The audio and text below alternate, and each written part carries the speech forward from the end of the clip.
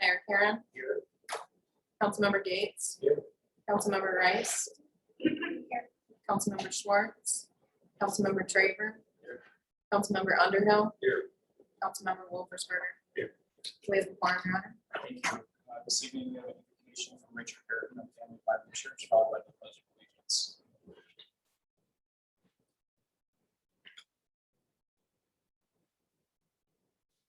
Thank you, Mayor. It's good to see people in person instead of on a screen.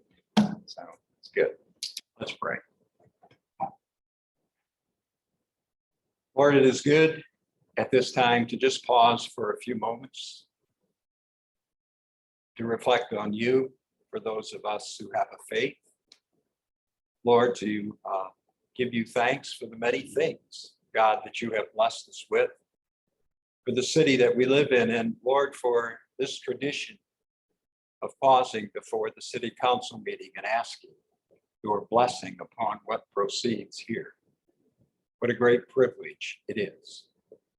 I thank you, Lord, for those who serve our city, for the council members who give of their time, their resources, their intellect, Lord, to direct and to guide us, to do what is best, Lord, to give their advice, Lord, to those who lead our city.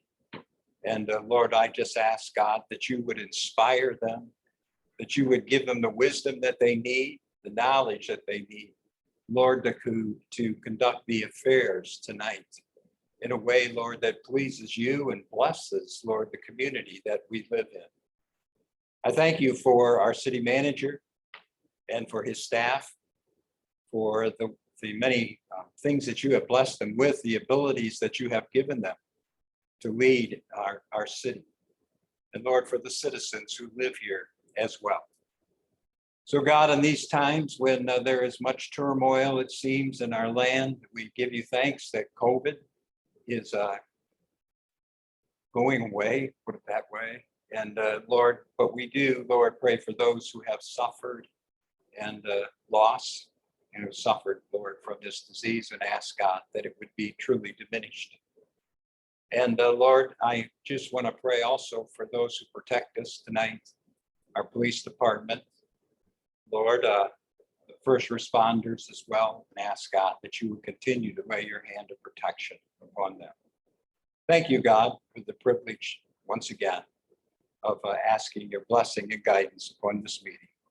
And I ask it, Lord, in Jesus' name. Amen.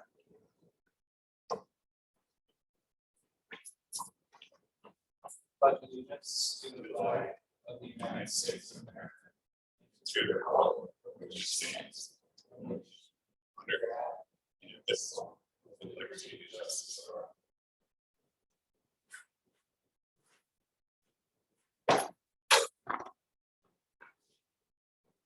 All right, we will start this evening with the approval of agenda, starting with public comment on agenda items. Item 7, the consent agenda. Down to 12A, we have the fiscal year 2020 budget. 12D, we have the Drudge versus BHD properties. Case number 2186-CK. 12C, we have the 532 Plum Street property damage. 12D, we have a purchase agreement for the sale of city property, Michigan Electric Transmission Company, LLC. 12B, we have access easement agreement for the substation. 12F, we have the Green Street engineering bid. 12G, we have the industrial road water main engineering bid. 12H, we have the Mansion Street East Drive and North Drive construction engineering. 12I, we have the Brooks Industrial Substation engineering. 12J, we have the excessive force resolution. 13A, appointments and elections, we have the sister city appointments, followed by public comment on non-agenda items on the council and communications.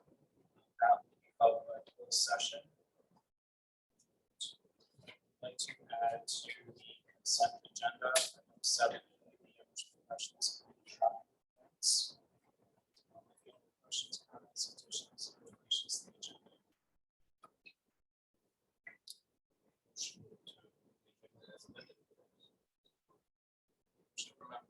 first. Fourth Amendment.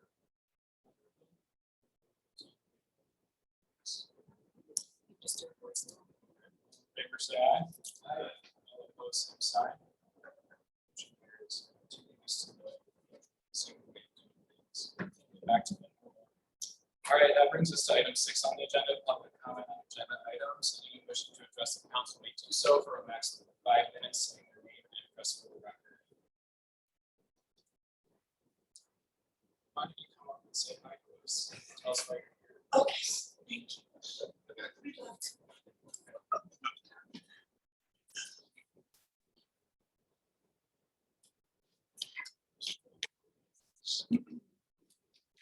Good evening, Ian Stewart, 515 Schuyler Street, Jennifer Conley Darling, 565 North Madison Street. and we are here as the youngest professionals this evening, and it is an honor to be here in person, so thank you for this opportunity. We want to talk about Fridays at the Fountain. Last year, we had to go full digital, and we were able to live stream successfully. This year, with the reopening of things, we're excited to say that we'd like to bring people back down to the Brooks Memorial Fountain and really pull the community together in that awesome space and highlight some local musicians. In the past, we've done about 8 or 9 performances. We're going to pare that down and looking to start later in the summer as well, just to give things a little more time to settle down. We have pulled people in from Kalamazoo, from Traverse City with May Early Wine last year, but again, this year feels like it's really all about Marshall. It's all about our local talent, and that's our focus for the year.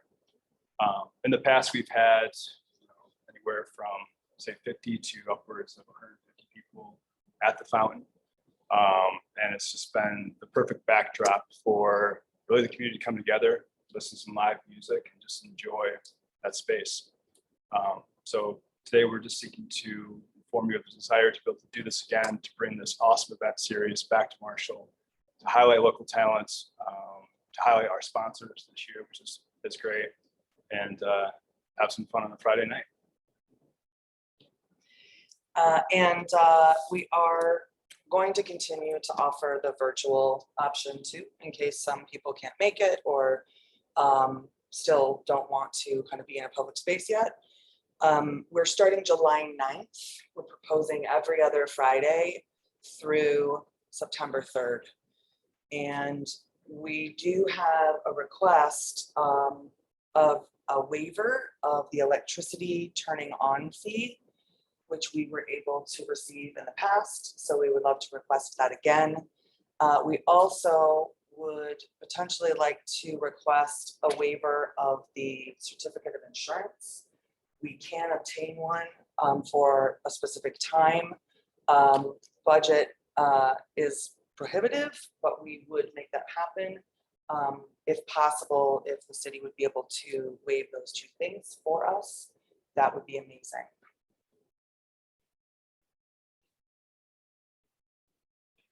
Questions for Jennifer? Can we put you on the spot and ask you what the cost of the It would be about $750 to cover those months. Yep. I can tell you the lineup if you're interested. Cool. So opening it, kicking it off will be Danae and the Grind, followed by Chameleon. Then we will have Ray of Light, which is Megan Ray and Norman Light, their duo. Followed by Shell Croce. And ending the season will be Mike Reed with his new album. Also like to acknowledge our sponsors for the year as well. Oaklawn, Copper Athletic Club, Miller Financial Services, Terra Nova Collective, Choose Marshall, Dark Horse Brewing Company, State Farm Woods Insurance and Financial Services, Frank Center for the Arts, Graphics 3, and Black Lab 5. The guys at Black Lab brought back to life the old design, which is just awesome. So we look forward to putting posters around town, selling some shirts, and again, celebrating Marshall. Question about the COVID safety plan. Sure. See that you're making grass wire.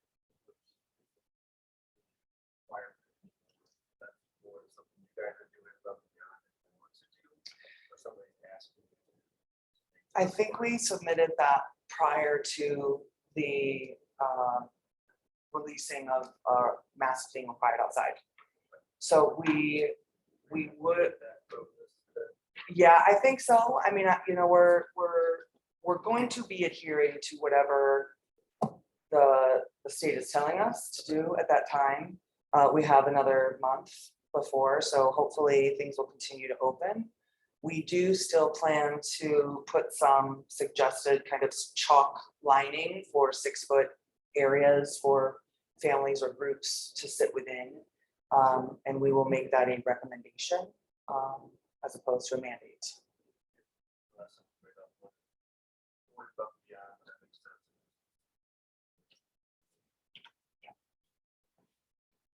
In the past year, we've helped out with street crossing, and we'll look to do that Yeah. again as well, just because it is a busy traffic circle.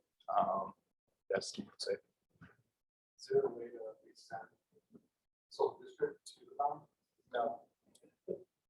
It was discussed, it runs right to Park Street. At the time that we didn't want to mess with this. We'll tell the bands to tell people to go to the social districts. Hardly understand the first response. Yeah.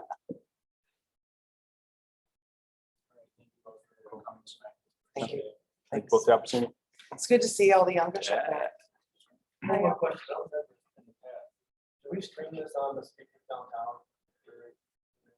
We have tried. It has not happened. It is a wish. It's been- Yeah. I remember it being discussed. I'm not exactly sure why it hasn't come to fruition. We've had people go and look at all the equipment and try to make it all work, but something was prohibiting. Yeah, if there is a second set of eyes from someone at the city who would be willing to lend a hand and some insight. Yeah. Yes, please, because it would be an awesome opportunity. Yeah. In addition to just plugging into the speakers that exist at the fountain already. But yeah, it's been on the wish list. It's just been like oddly elusive. Thank you all. Thank you.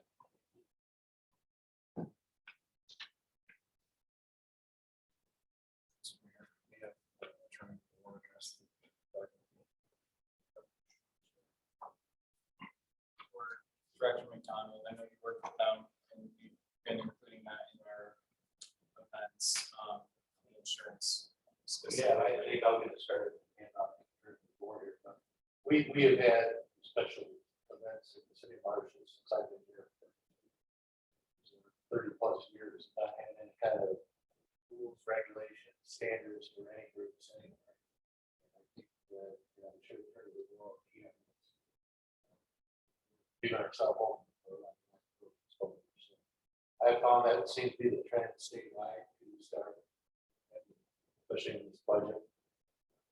Safeguards in place, like man, driving. So, it's kind of the world. Well, sometimes it depends on where the event's being held. So, you know, I would get rental this property. Or some type of way where it's. I would recommend some kind of policy there. Right. Puts them in the right. Hey, okay, something like that.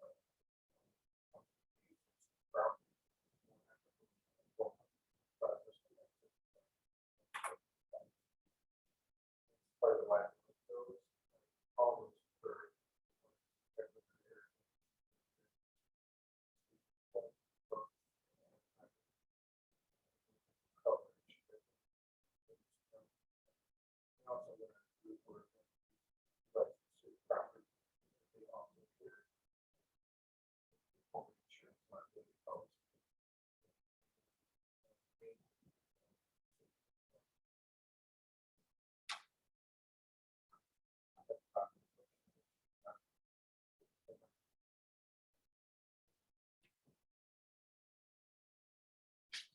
Joe, can I ask you, did you check with Meta?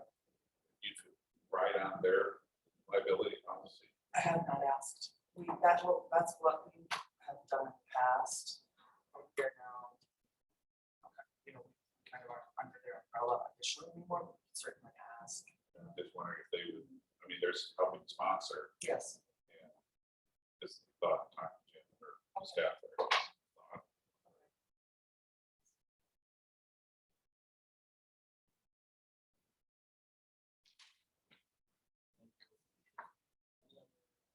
Comments on agenda items this evening?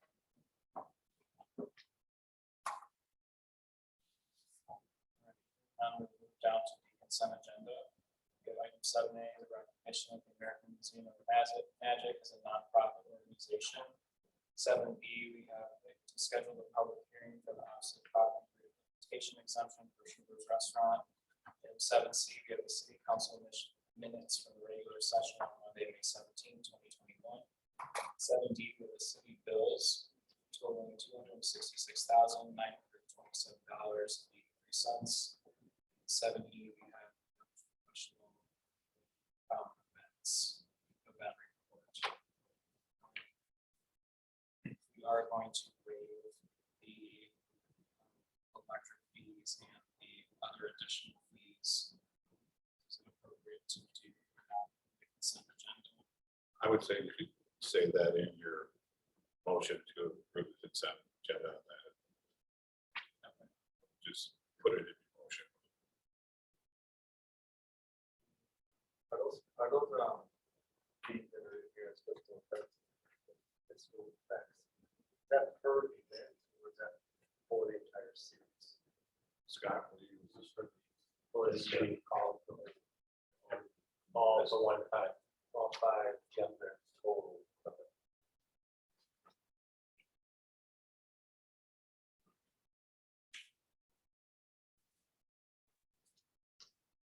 I'm comfortable.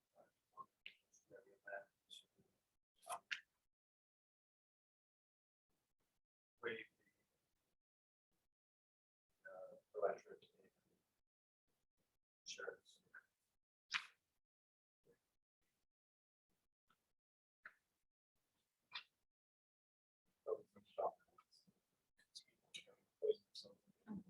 Mention that situation.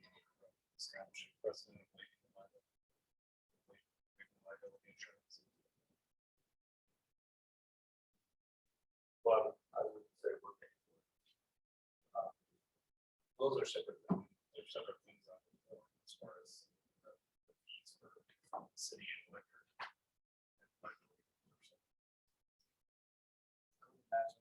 Like Tom mentioned, maybe since they're sponsor the event, there's a good possibility that this could fall under their own. It's costly. To have these events, but it's covered. Right. Because it's a fountain. It's a lot of traffic. It's from the past.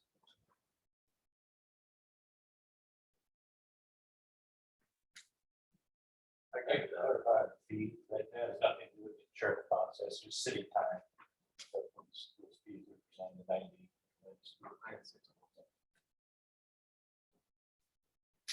Mayor, could the motion be to approve the consent agenda with the waiving of the fees? Because you're really approving the consent agenda at this time. So if you want to add that on, it's probably what we should have done just for future. Pull that item off the consent agenda and then discuss it and vote on it separately. But I think we know where you're coming from. So for future reference.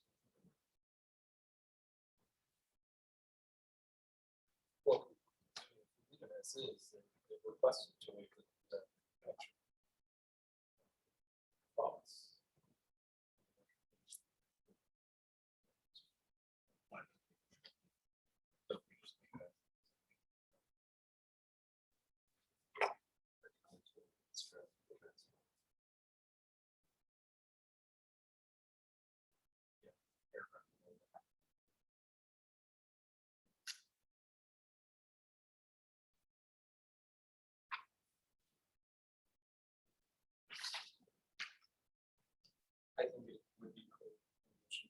as Tom stated.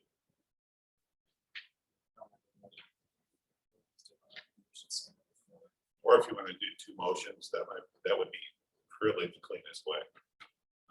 Consent agenda approval on item 7 through D, and then a motion specifically on 7E. Think clears it. That gonna help Tricia? No, it's not gonna help. Whatever Tricia wants. Can I suggest Please do. to make a motion to approve the consent agenda? And for item 7E, waive the electric hookup fees and the liability insurance certificate requirement. Don't think I wanna waive that. We You're just not wanna waive waiving that. that, We just wanna the waive the fees. other fees for the city attorney. who's First part of the fiscal tax. $96.47. Plus the.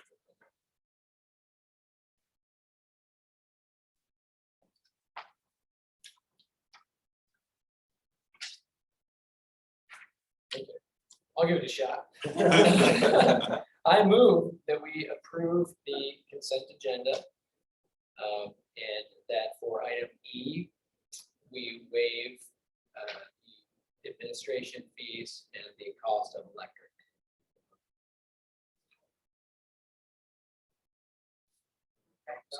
Perfect. Support. Member Gates, Yes. member Rice, member Traver, Yes. member Underhill. Member Wolfersberger. Yes. Mayor Karen, Yes, motion carried. thank you. Okay, that takes us to item 12A, the fiscal year 2020 budget.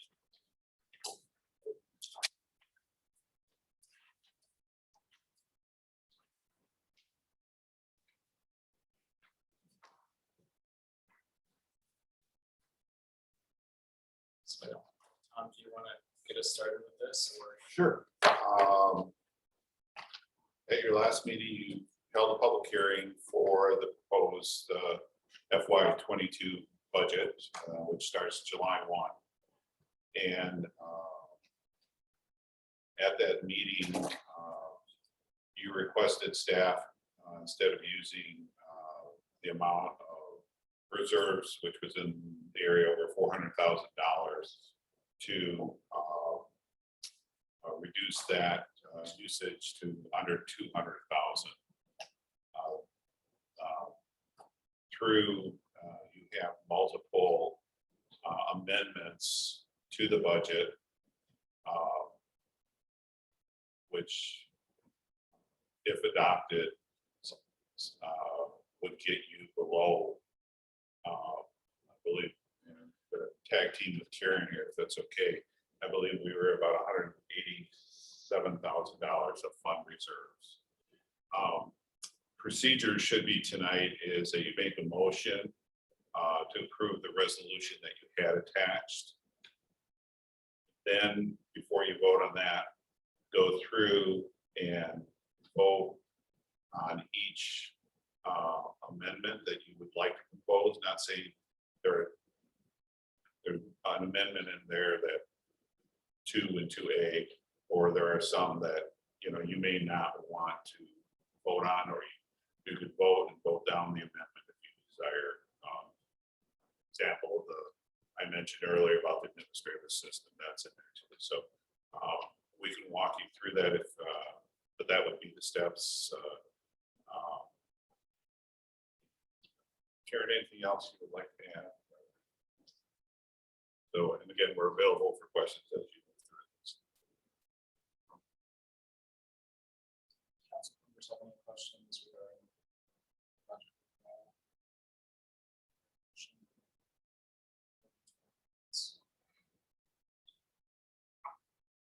It's appreciated. I know there was a lot of work done to take the original budget and reduce the expenditure of reserves, which I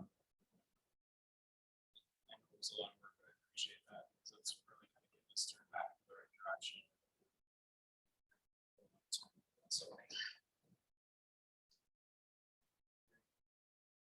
So so, the recommendation is to adopt the amendments and to approve the city of Marshall budget and related property tax and millage rates for the fiscal year 2022.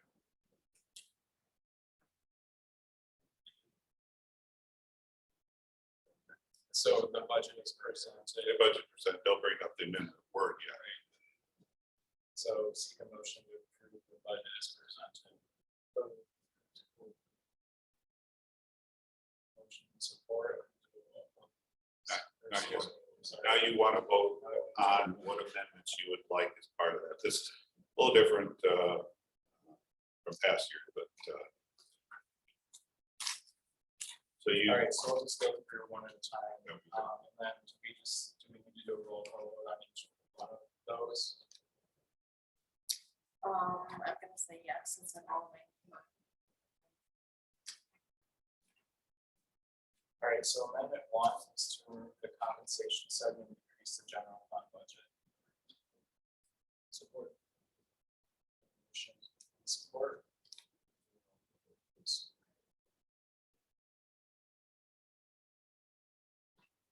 Member Rice? Member Traver? Yes. Member Underhill? Yes. Member Wolfersberger? Yes. Mayor Karen? Yes. Member Gates? Yes. Motion carried. So amendment 2 was to remove raises for non-union staff from the fiscal year 2022 budget. Just pass that one. if you desire, there, again, the alternate 2 is there also. Just let us know which one. I move that we reduce raises for non-union staff from 3% to 2%.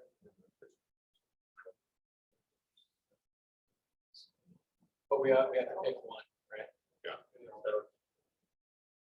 I support. Well, Picking alternate 2. Gotcha. Karen, you okay? So the second amendment, the alternate to 2% raise. 2%, got it. And keep in mind, this is budget you're adopting. Salaries are approved at your next meeting, so. So maybe not exactly 2% based on our discussions earlier, so. But it funds at that level. Do you have your motion and support for sure? Yes. Member Traver? yes. Member Underhill? No. Member Wolfersberger? Yes. Mayor Karen? Yes. Member Gates? Yes. Member Rice? Motion carried. Thank you. Amendment 3 is to add back the city manager vehicle allowance, to the general fund budget by $2,100.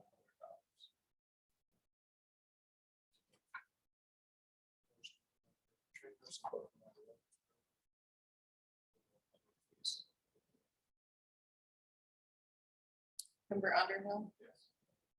Member Wolfersberger? Yes. Mayor Karen? Yes. Member Gates? Yes. Member Rice? Member Traver? Yes. Motion carried. Amendment 4 is to remove the vacant police patrol detective from general fund, police department budget at a cost of $72,069. Motion from member Gates, support from member. Member Wolfersberger? Yes. Mayor Karen? Yes. Member Gates? Yes. Member Rice? Member Traver? Yes. Member Underhill? Motion carried. Thank you. Evan?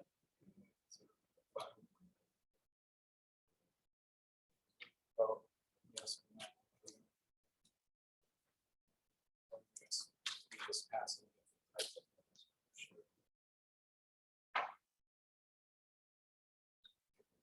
Can I turn to Karen for a question? Is, since amendment was proposed, Karen, should they vote on it, or David, or if they don't want to vote on it, they can just bypass it? Yeah, if you don't bring it up as part of the motion, then it's just not that. So it's, if you want to vote on it, because it was published and it's part of what's out there, so you can say the action was, if you voted it down, that's fine too. I don't think it has to be the two. No, Brad will be referring to your point.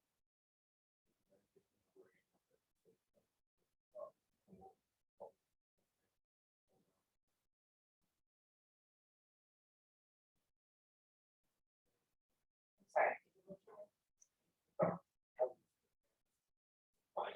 Yeah. So.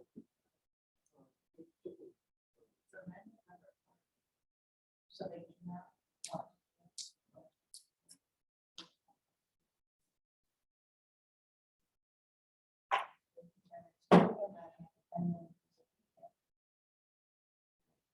How much work you just have to make it through. They can not take it out. That's right.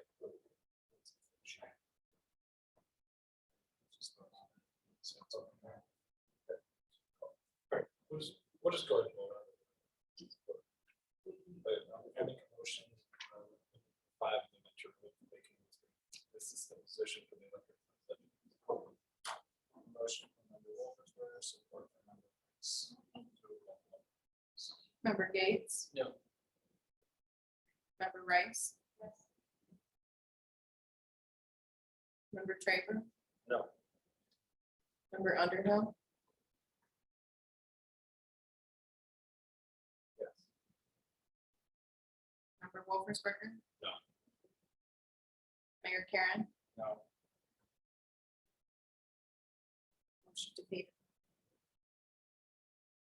Item number 6 is to reflect healthcare savings for certain healthcare providers for fiscal year 2022 budget.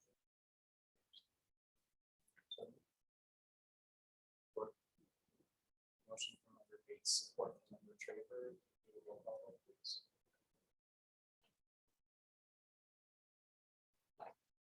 Member Rice. Member Traver. Yes. Member Underhill. Member Wolfersberger. Yes. Mayor Karen, Yes. member Gates, Yes. motion carried. Amendment 7 is the amendment to that codification contract and use general fund budget in the amount of $20,000. Motion from member Traver, support from member Wolfensberger. Member Traver, Yes. member Underhill. Yeah. Member Wolfersberger, Yes. Mayor Karen, Yes. member Gates, Yes. and member Rice. Motion carried. That is the amendment to remove the GIS master plan and use general fund budget.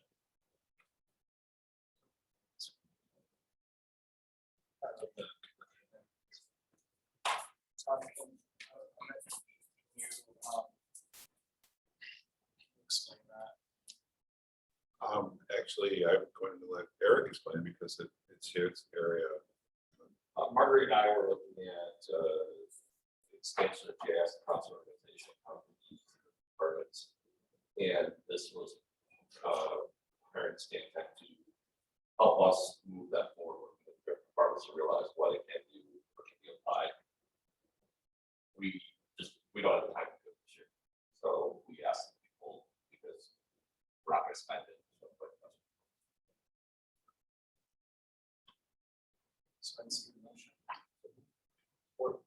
Motion from member Wolfensberger, support from member Traver, and we'll do a roll call vote, please. Member Underhill. Yeah.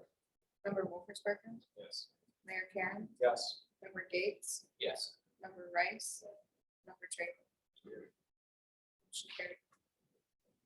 9 is to add the cost of stump removal and increase general fund budget by the amount of $36,000.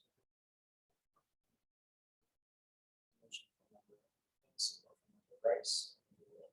I'm sorry, Mr. Wolfensberger. That's fine. So, this cost, is that to all of the current stumps in the city or is it something?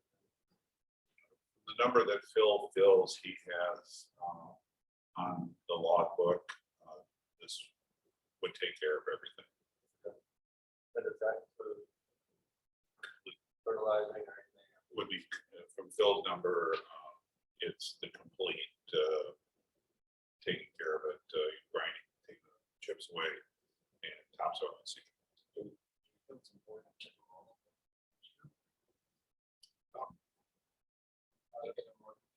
price if we do. Yeah, it's really up to the council. I mean, I'm not sure if we know which ones were first or last or what area we would go in. So, I mean, we can do as much as money's available. I mean, we had half the, well, we'd have to do half. I mean, it's just, it's really one of those things that I'm trying to remember. How many years has it been since this has been in the budget? Because as I like walk around town, I notice these things and it doesn't make us look any better. 3 or 4 years. That feels like more.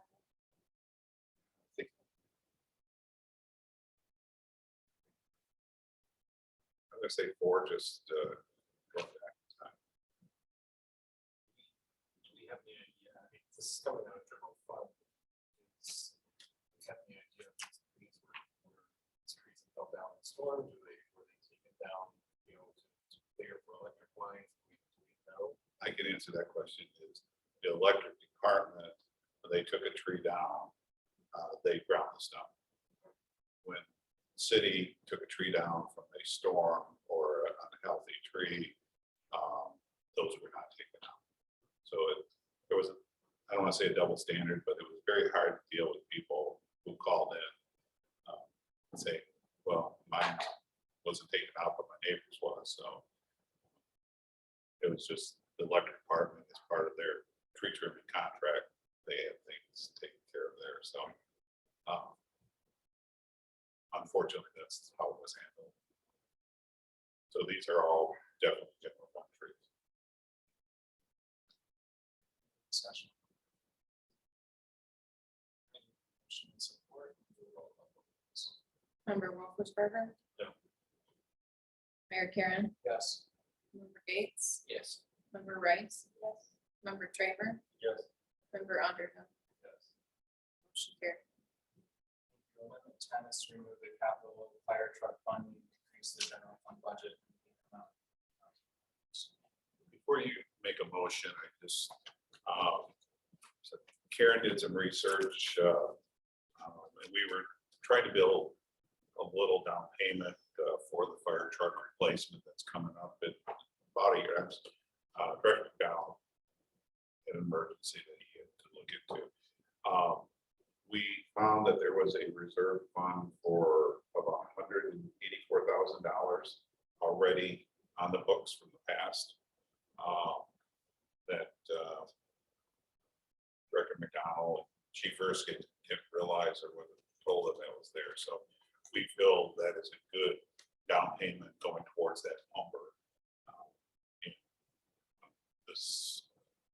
And then we'll have to decide when we order the truck, or before we receive the truck, are we going to do a short-term install and purchase loan? Which we've done some trucks that way. So we feel this $50,000 was extra we didn't need to put in at this time. So you're we're still, comfortable with this? yes, we're still moving towards replacement of one of the engines. But it'll probably be about a year from now. So this is not at all approved the purchase of a truck. This is just not putting as much money away. So you're recommending. That's what this is saying. Yes. We were fortunate. Karen digs into things and found this $184,000 that was in the bank. You can keep doing that, Karen. I'm trying to find a way to keep Karen where she can't go home. Yeah. Just, I haven't found a way yet, so. Seek a motion. For 10, remove the capital fire truck funding and increase the general fund budget by $50,000. Discussion. Member Gates, Yes. member Rice, Yes. member Traver. Yes. Member Underhill. Yes. Member Wolfensberger, Yes. and Mayor Karen. Yes. Motion carried. Thank you. Amendment 11 is to remove the vacant line position from the electric fund budget. The cost of wages and benefits of $119,488.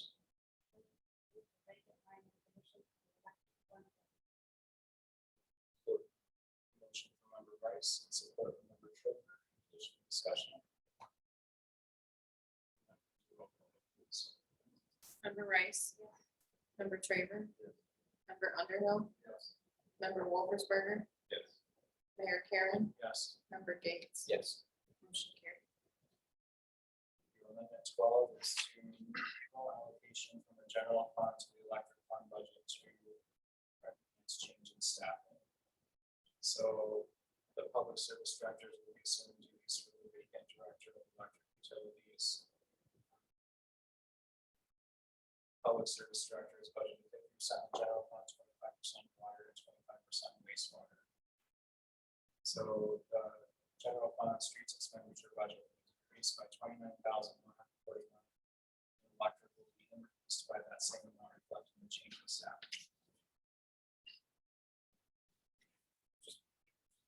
Clarity sakes, essentially, she's gonna be 25%, 25%, 25%. That's the correct, that was how I was budgeted when I had the position. That anything that will be reviewed based on how she actually spends her time. We do look at that every year for allocations in many, many areas. So yes.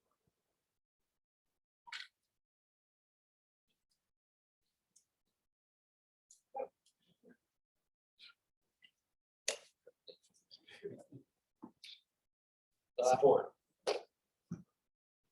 So somebody, oh, I didn't hear you. I didn't know he was quiet about it. So by passing this, this is essentially kind of making the decision that we're going to bring to that electric director or the electric role spoke about earlier. Or she's getting a reduction in pay. No. It's. That's what this amendment is doing. If you want to make amendments later in the year, that's another option you have available.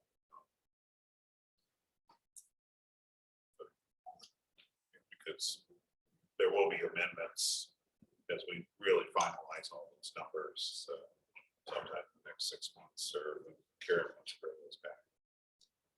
Or likewise, if we adopted this amendment now, we could change it later if we decided not to do the reorganization. Correct.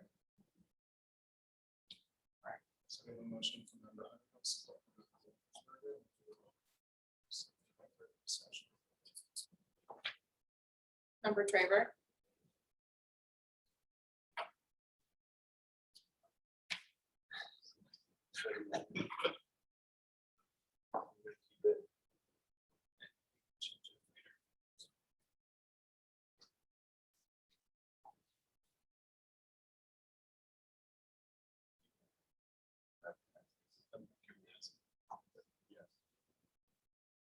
Member Underhill.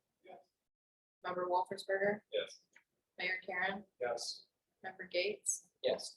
Member Rice. Motion carried. At 5, we voted no on that. It's still available.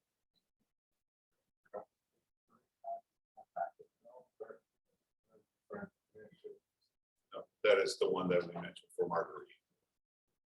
Okay, but the salary amount is a lot less than that in our package.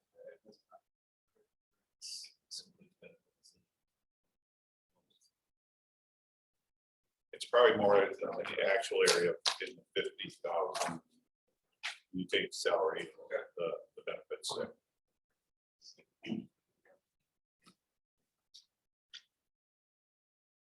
So now we need a motion to approve the city of Marshall budget and related property tax and mill rates for fiscal year 2022. So we have a motion from Traver, supported by Underhill, to adopt the 22 budget as presented. So as long as you're okay with amending your motion, make the motion to support it as amended. We're gonna vote on this original motion.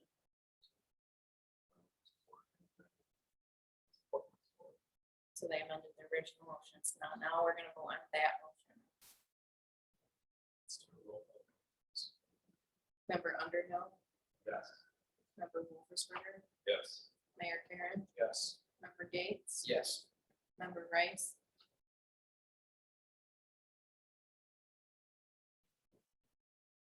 Member Traver,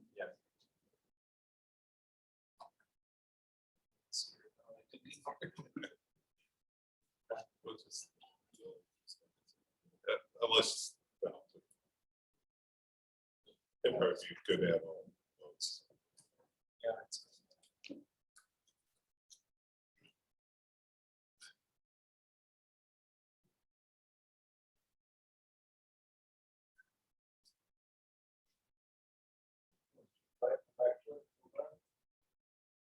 Well, I guess, I don't know if I can discuss anything with the middle of the vote, probably. So I'll say something after we get that last vote. Song and dance. I'll give you a heads up. Page 36 of our packet, I'm not sure which page that is. Yeah,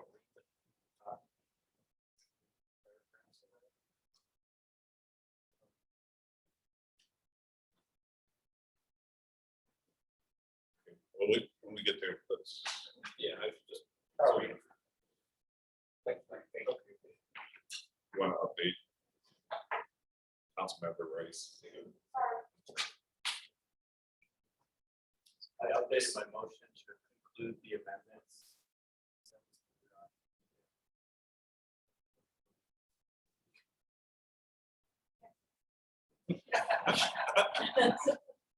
motion carried. Excellent. Thank you. One thing now that Karen will be able to put this all together budget, we'll get you a number of how much of the fund reserves we will be using. Because, it may have been, the last amendment may not be in that number. As you know, Karen.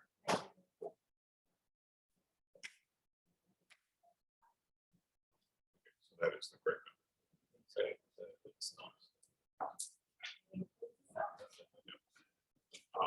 Just the council, I want you to know this is a team effort. It's far from one person's budget.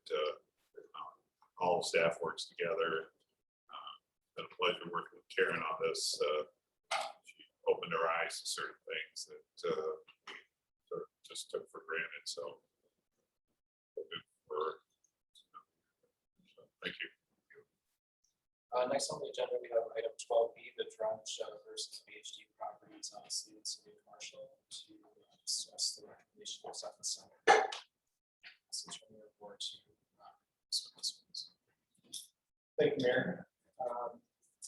Well, I put together a short cover letter enclosing the settlement agreement and closing agreement and stipulation to dismiss this lawsuit. Very quickly, background on property at 109, 25 Avenue. And that's that building is owned by several parties and some other group allegations that causing damage to the other units, lower units. We brought an action against the third floor owner in the city for fixing repair. Other type of claims. The city, through insurance council, assertively denied those allegations. And rather rapidly, that brings to conclusion. Prior to the filing of the lawsuit, those parties won't go. That's federally dialogue to work out some differences, but unfortunately, the lawsuit filed. So we had mediation in this matter, and from that mediation, with the terms that city council approved, I believe, last council meeting, but the settlement agreement stipulation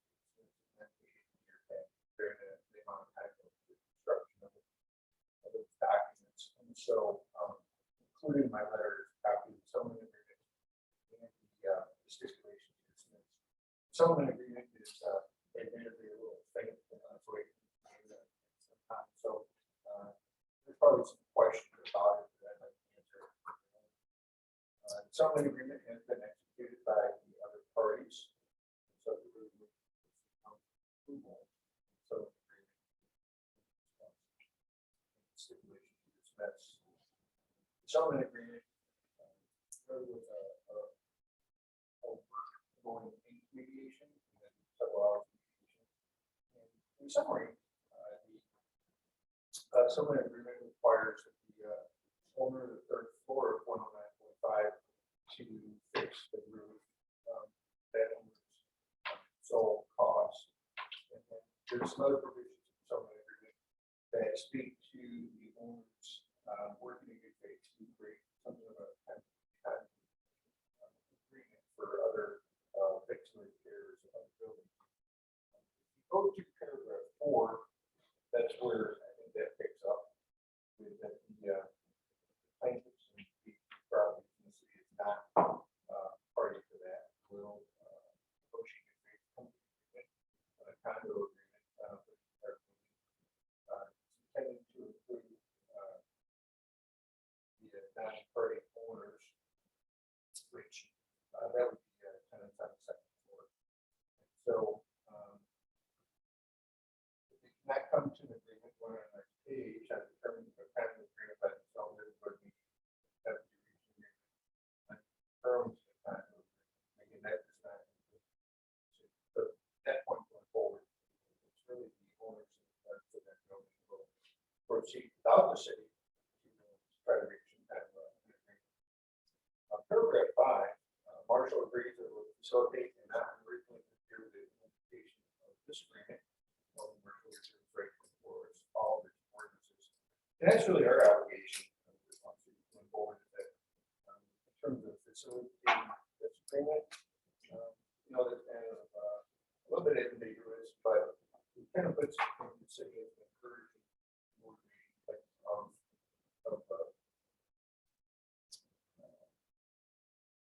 encourage that they can reach their own agreements, but we're not party to this. The latter part of that paragraph is that we reserve operation for sale. So by encouraging the parties to come together for the condo agreement or during this agreement, still right, necessary.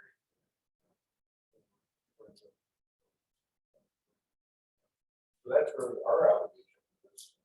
And, but this agreement, if approved as a council, we'll let I will sign it, and we don't have our insurance company sign it. The paragraph 6, the parties will execute full and until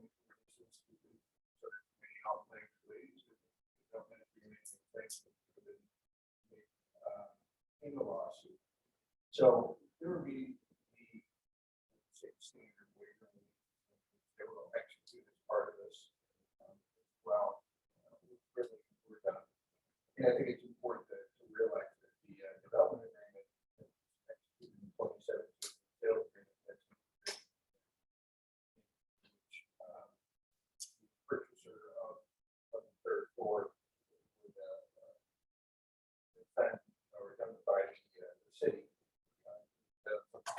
So the insurance council filed a cross claim, really having to protect the city. So this takes care of that. So this lawsuit plus the cross claim. And so paragraph 7, party to dismiss the lawsuit with prejudice, not to be bringing this back. Plaintiffs and the other owners of the building for not party tax, second floor ownership to work towards their agreement moving forward. So that's really in summary. Just to clarify, PhD has within 12 months of May 7th to get the roof replaced. Right. This agreement. And so I'm always asked a follow-up question, what if not? So then I'm not going to tell one of the parties how to do their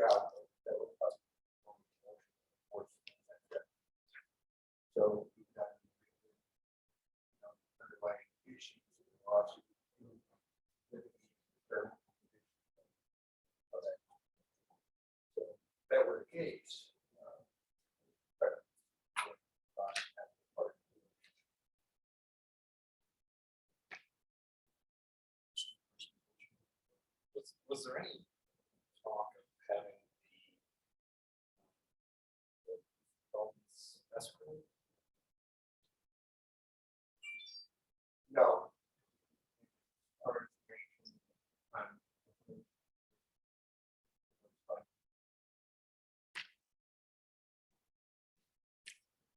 It's just not. Well, I think it's a matter of public record.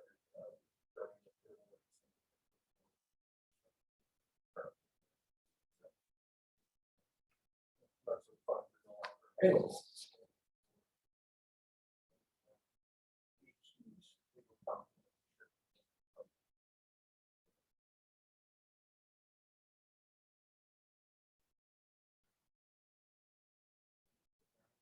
Questions? The recommendation is to accept the settlement agreement, stipulation to dismiss the lawsuit, and authorize the city's attorneys to execute the same. And the documents. I'm sorry, I think that's one more question. Are there any ramifications? Second floor tenants don't. enter this agreement? Well, there's that potential.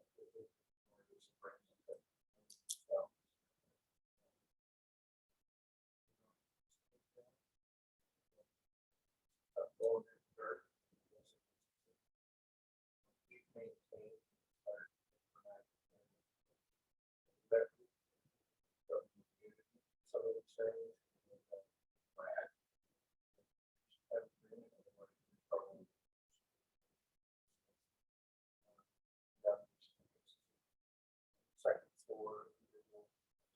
Where originated that building. I can speculate a little bit. So.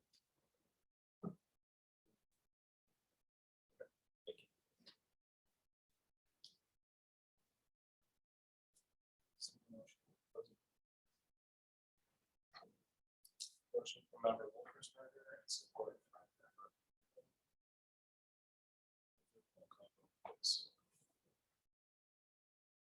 Member Underhill, Yes.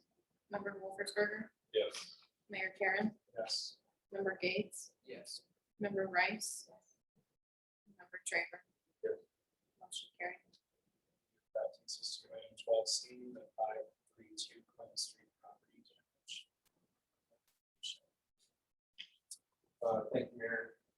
This property has just like. Property vehicle.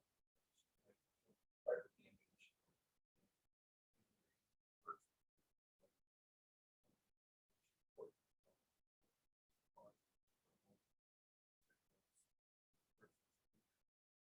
The issue for us tonight is what's to become first. Generally, property has some insurance or some type of mechanism. Reclamation. In this case, since the fire. All other means.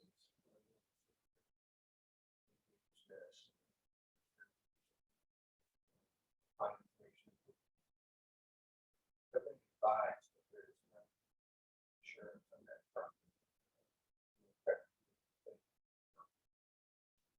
And I don't normally recommend.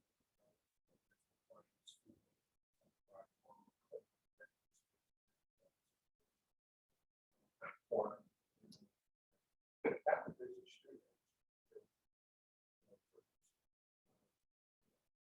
West, maybe area like south of the fairground.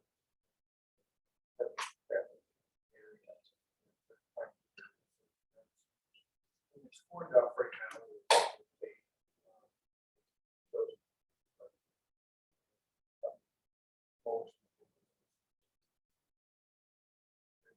Gone by it. So we've received information that there's not. And if there is someday that will probably be involved in some of the.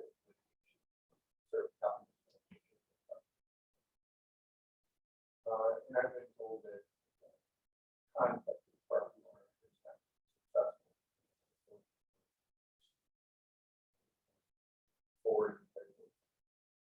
service. And, meeting between city officials and the property owner set.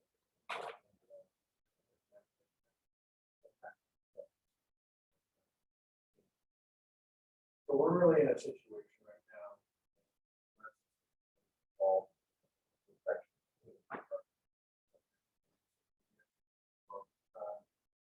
so one of the concerns that I have as city attorney.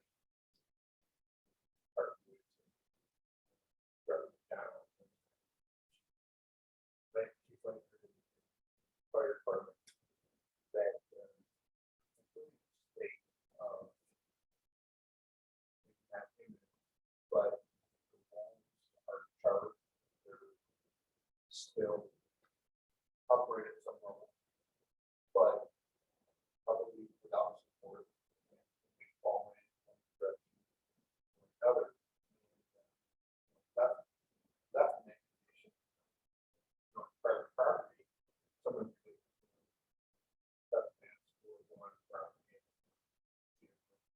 Realize all the property owner. The property is not the same responsibility. So, but I believe there's a mechanism in the courts and to see from the board.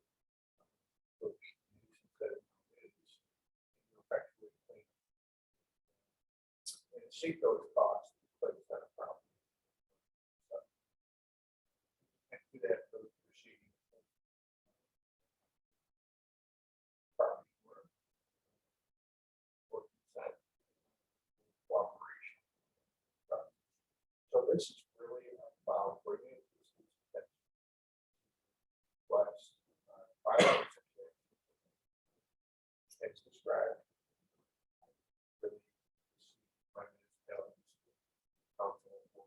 Boards. Property with other. That's for you.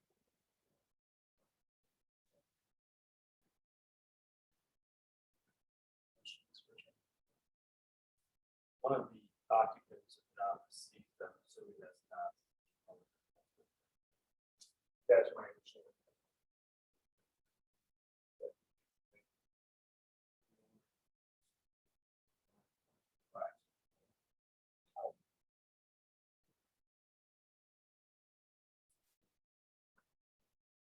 The owner, a local person, do we know, or are they living somewhere else? The owner. Yeah. The owner has been a local person.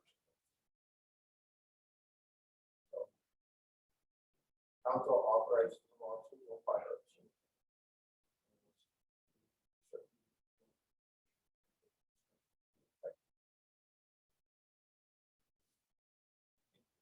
Responsibility for safety, obviously. So turn your son, Jason next door. So that structure was to fall to that direction. Directions of the house and steps. So that's unfortunate,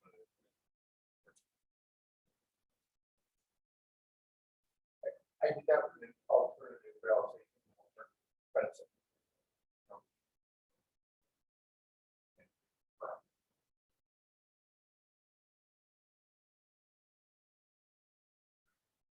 questions. Recommendation is to authorize litigation to abate any nuisance and effectuate cleanup. Property and take lawful measures to effectuate same.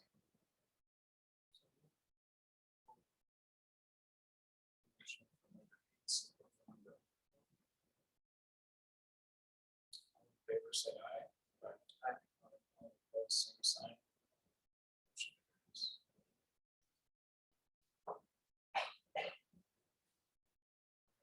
That moves us to item 12D, the purchase agreement for the sale of city property to Michigan Electric Transmission Company. I'll go ahead and start that. As part of the Berks substation, ITC will be building a substation on city-owned land, which used to be called the Lafferty Farm. They will be on the far west rear portion of the property. And City Attorney Revere has been working with ITC's legal counsels to come up with a purchase agreement. And this is what you're looking at tonight. And then the next agenda item is an easement across city property to get to this parcel.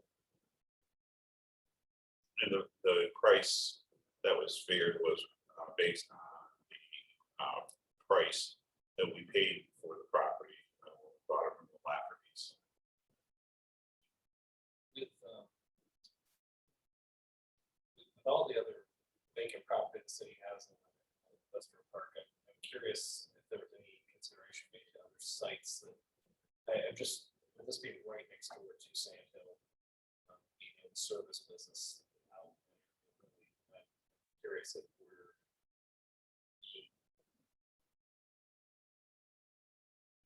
thinking of what it may impact their business. There was land was looked at. The line's coming in from the west. That was because of the airport. That was the only way that we could come in. Because we had to be coming in on the west side of I-69. And so if any other vacant land would have been right in the middle of the industrial park, on one of the parcels that currently is industrial, but again, the cost would increase. And with the lines, our distribution lines going down Old 27, South Kalamazoo to 27, and the Line Lake Circuit, and our other line that goes to NPM. This was the recommended site. Otherwise, there'd have to be a transmission line built into the park, and then circuits run from, say, a back portion of the park back out, which would increase the cost tremendously.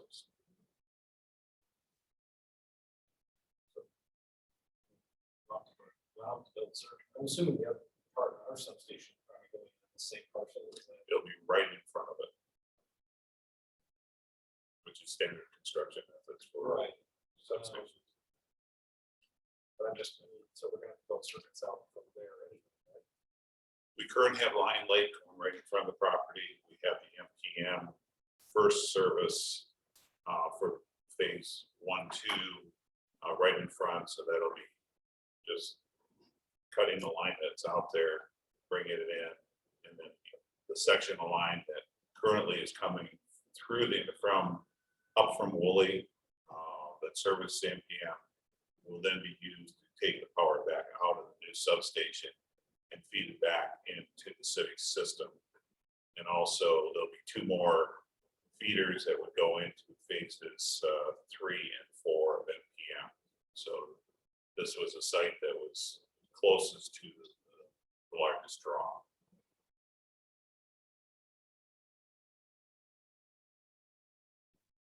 Is there any disadvantage? Advantage, I guess, I mean, if the site were flipped and the substation weren't along the same property line, if they were on the other, I mean, I know it doesn't have much distance, but The reason that it was put not right on the south edge of the property is that was the route that Marshall Energy Center was bringing their 345 line in from the west. And so the first footage off of the south property line was where MEC was going to be putting their 345,000 volt line. And then I can't remember if that was 150 feet wide. And then that's when I'm drawing it, and then ITC was going to be right to the north of the easement that MEC needed to build.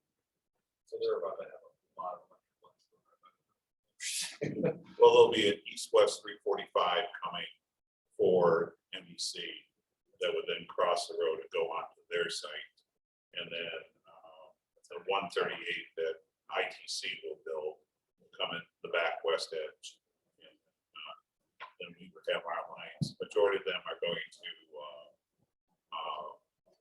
probably go out from the sub, out the road, and then go overhead. Do you have, no, off the top of your head, how big a tower is for?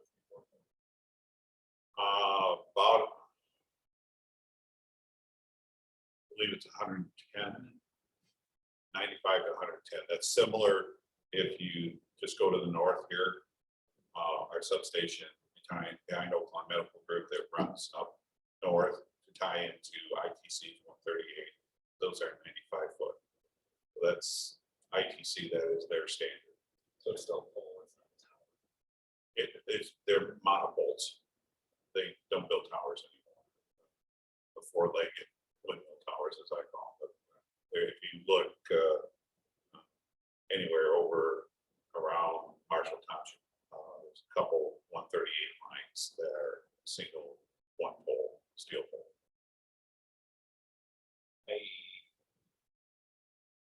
I just, you know, for this one, yeah, it's trying to get people for this one.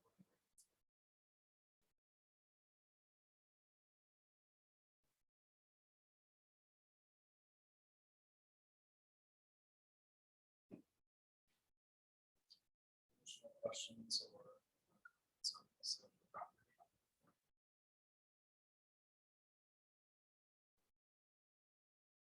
All right, on the recommendation is that the council approves the purchase agreement on the sale of city property. 17 Mile Road to Michigan Electric Transmission Company LLC. So. Motion from member Gates, support from member Trevor. Member Underhill? Yeah. Member Wolfersberger?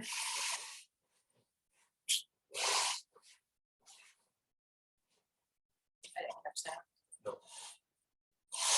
Mayor Sherrill? Yes. Member Gates? Yes. Member Rice? Member Traver? Yes.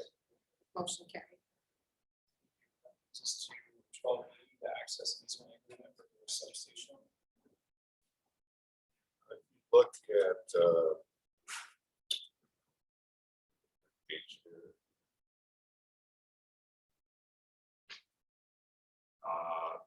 Page 67 of your agenda, you can see parcel A is what the parcel is, what you just approved for sale. And then just to the left or to the south, there is a, this shows a 45. David, wasn't that increase in the agreement to a 60? It's on the agenda for the purchase. Oh, it's on the purchase agreement. By the way,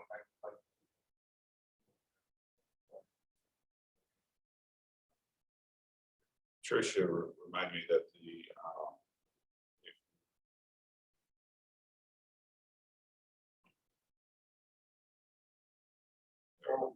it'd be,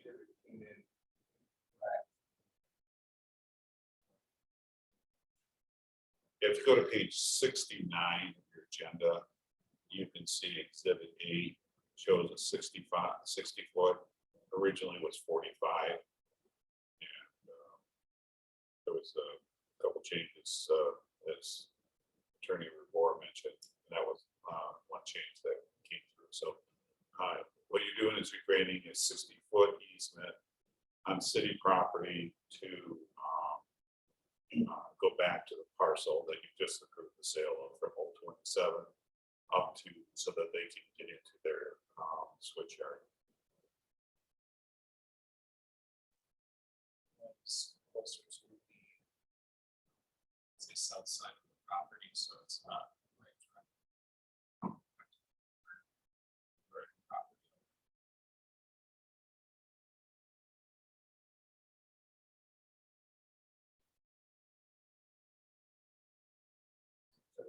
just for clarification.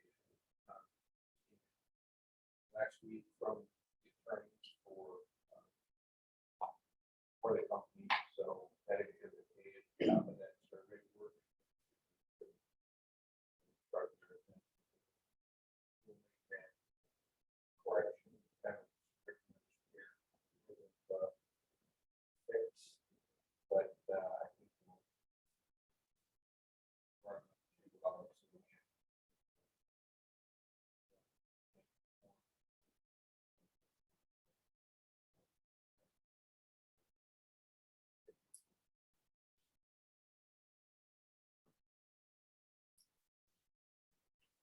Just to clarify, so on the front parcel, that's where we anticipate building our stage.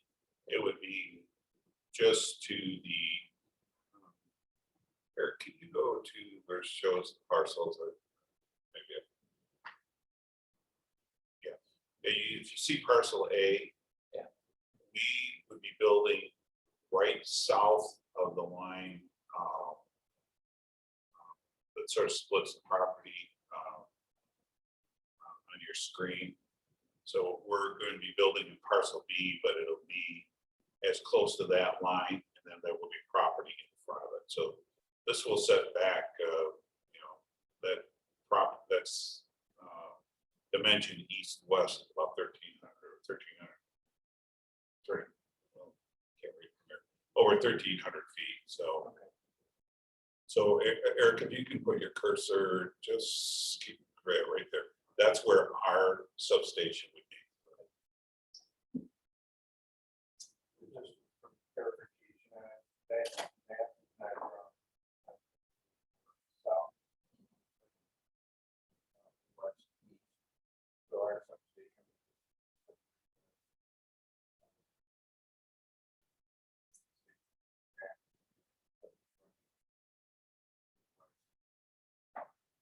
South side.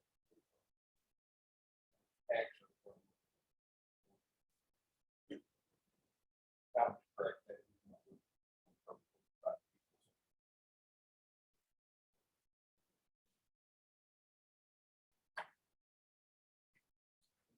Discussion or questions?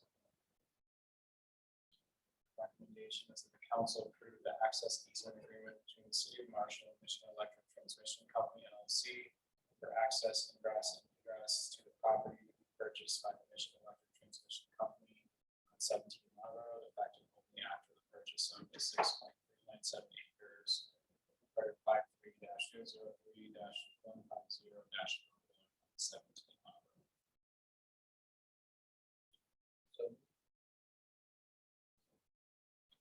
Motion by member Gates, support by member Rice. Member Wolfersberger, Yes. Mayor Karen, Yes. member Gates, Yes. member Rice, member Traver, Yes. member Underhill. Yes. Motion carried. Thank you. That brings us to item 12F, Complete Street Engineering. This is developed as part of the millage. We are going to be repaving that block of Green Street. Also at the DDA, there has been a request to look at where trash dumpsters are placed in that block. Grand River Brewery was sharing a dumpster with Broadway Grill. Broadway Grill has decided they do not want to share anymore. So Grand River, Steve Ike specifically, as the building owner, came to the DDA to want to locate a dumpster somewhere in the city parking lot, which in front of the library behind, just south of the alley. The DDA did not like that idea to potentially lose parking spaces.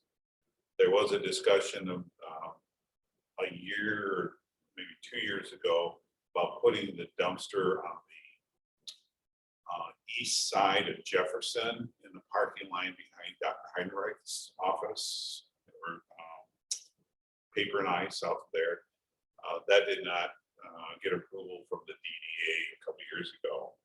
So what has happened, this sort of grown into a project of with the social district dumpsters with the Green Street being repaved.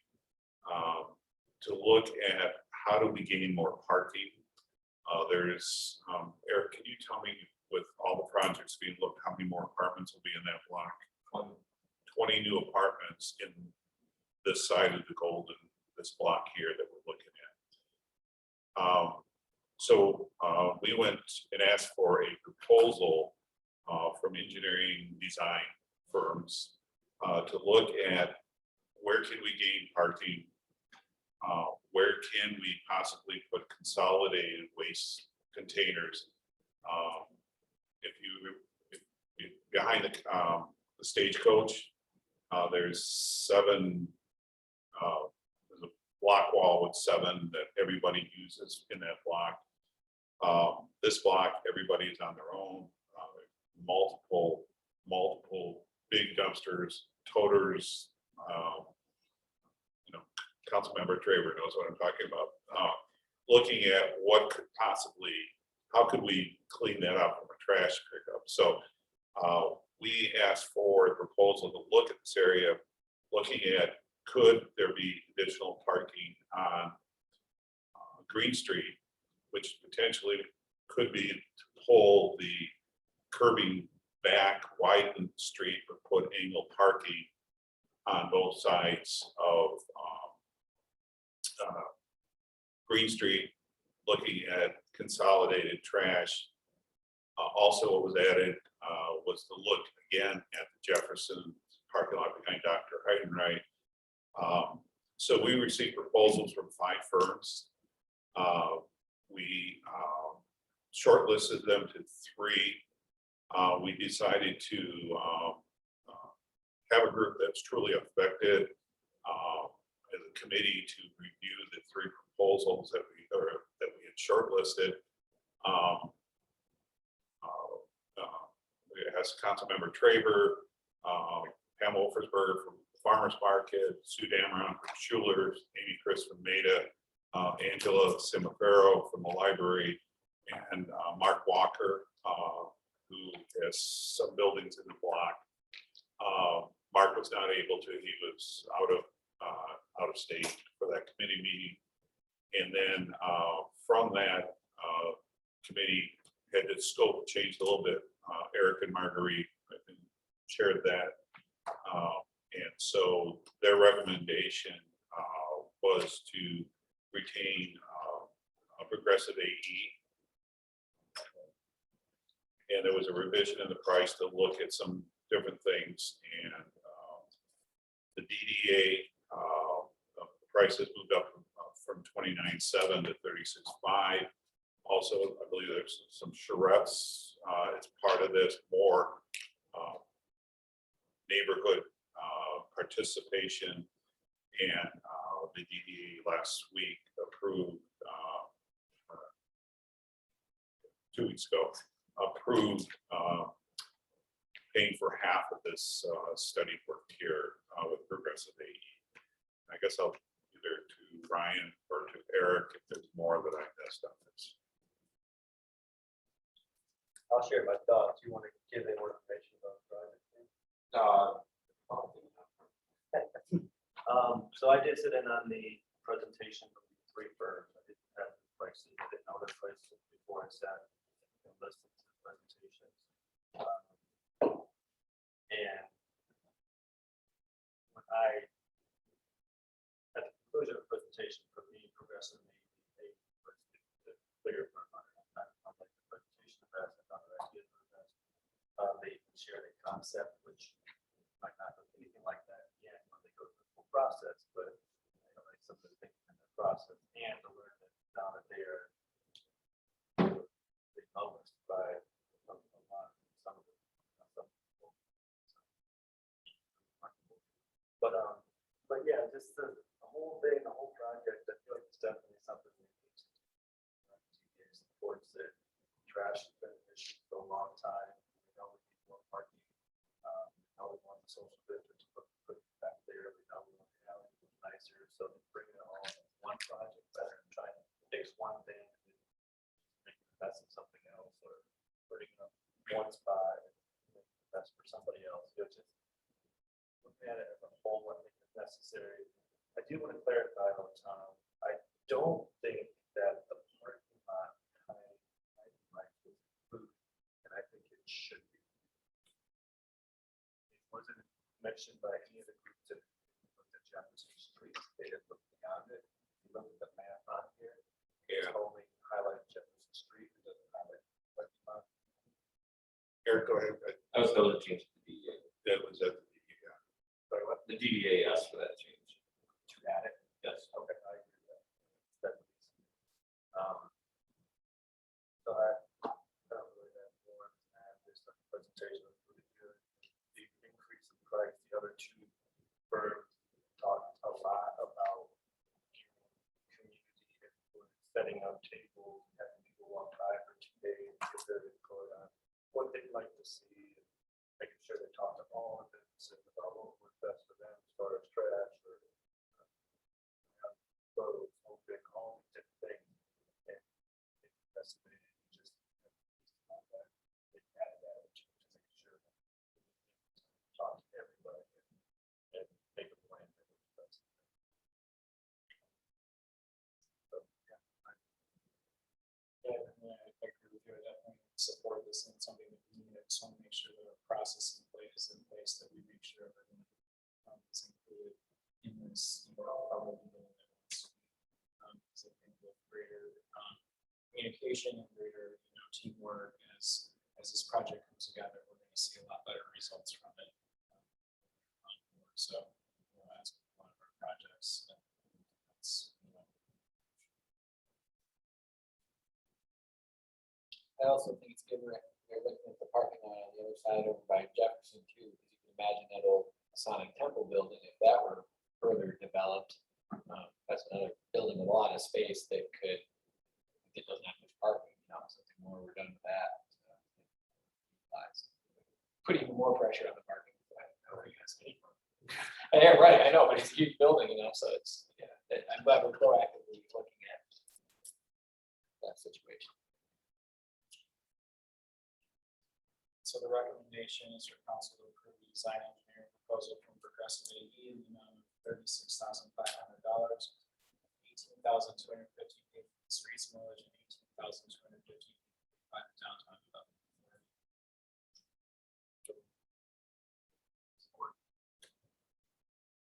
We have a motion from member Schroeder, support from member Rice.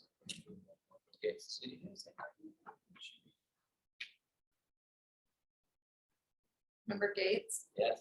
member Rice, member Traver, Yes. member Underhill, Yes. member Wolfersberger, Yes. and Mayor Carey. Yes. Motion carried.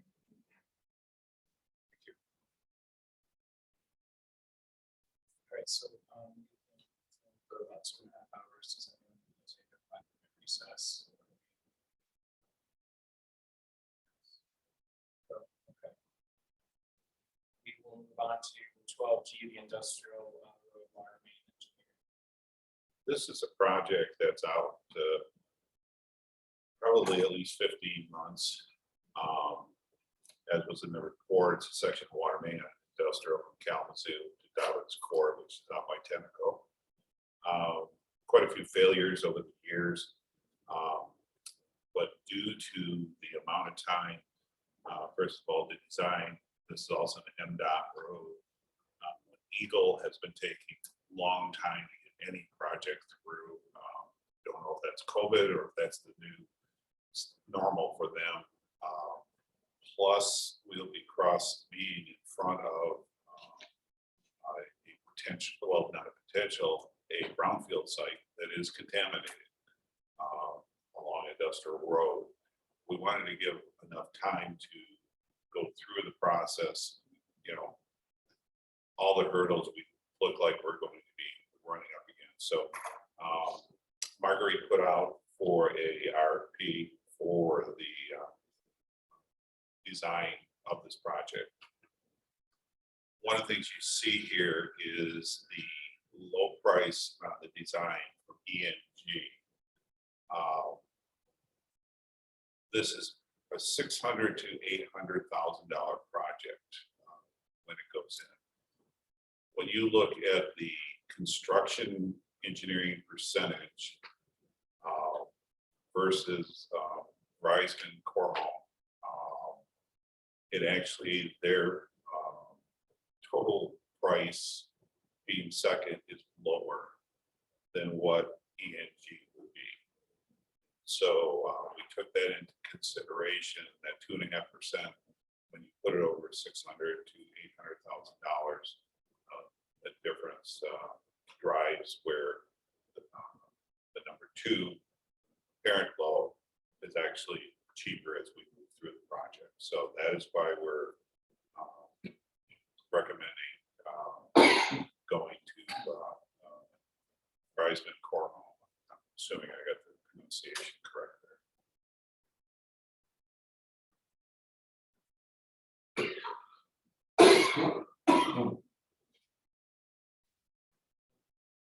This project takes place with zoning coming out. Yes. Yeah, probably FY '23 water fund. When CIP is planning for this, but it's one of those things we need to get ahead of. It's not something that we're on for. It's being.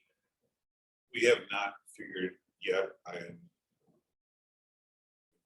the reserve for that. But we'll look ahead. There's other projects that are coming, so that hasn't been determined yet.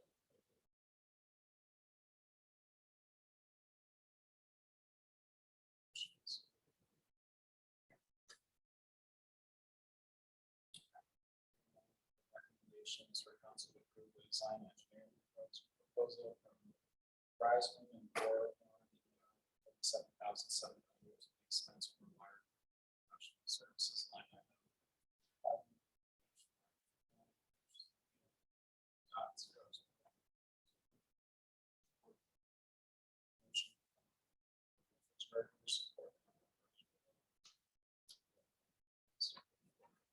Member Rice? Member Traeger? Member Underhill? Member Wolfersberger? Yes. Mayor Karen? Yes. Member Gates? Yes. Motion carried. Just item 12H, the Mansion Street East Drive and North Drive construction engineering bids. Correct. The design was done by ENG out of Lansing. That was approved last year. We received bids. The project's going to be starting here in about 2 weeks in front of the hospital, starting at Madison and coming down Mansion for the 2 blocks to High Street with water main. And then once that is ready and complete, they will be moving on to continuing down Mansion Street to east, and then repaving of East and North Drive coming back to Madison. And that's what the state grant is giving. We're to the point where the construction engineering portion starts. On any federally funded project, there is, especially with MDOT, there's a tremendous amount of paperwork that needs to be done. With the amount of work that we are doing on the village, it was felt that we should have the design engineer continue on with the construction engineering, which is fairly standard to continue if the design was done acceptable. So tonight, we're asking to retain ENG for the purposes of construction engineering. The state does not pay for engineering. So this is coming out of our major streets budget, this portion.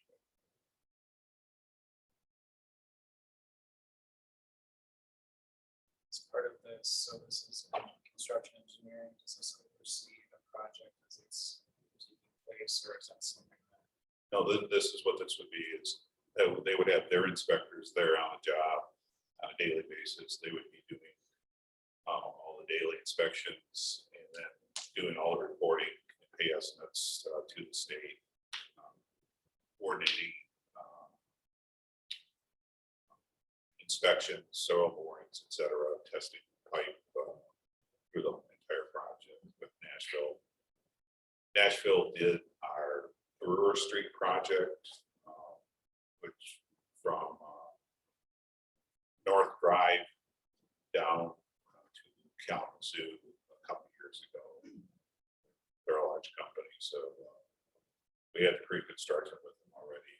And also on that, at the pre-construction meeting, the hospital had a representative there, so they're aware of the, when water is going to have to be shut off at the hospital. And also when drives are going to be shut to ballet, they're going to have to maintain a walkway across Mansion. So it's just part of construction, but the hospital, they feel that that they can handle for short, water's going to be shut off for a short term.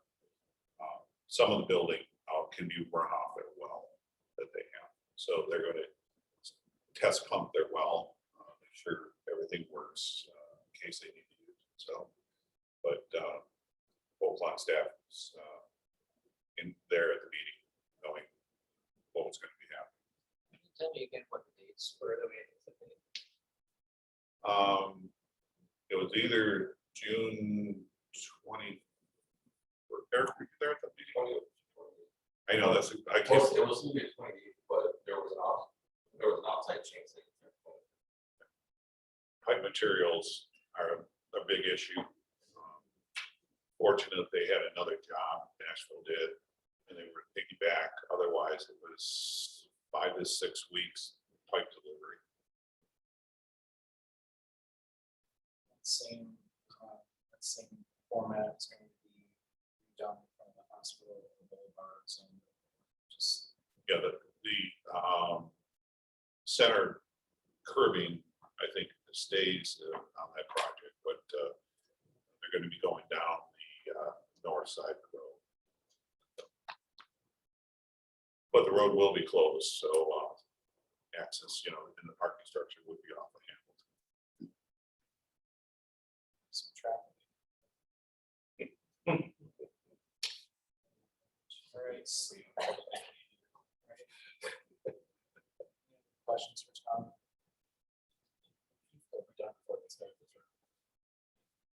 O'Keefe should be paid tomorrow or Wednesday. That in Clinton.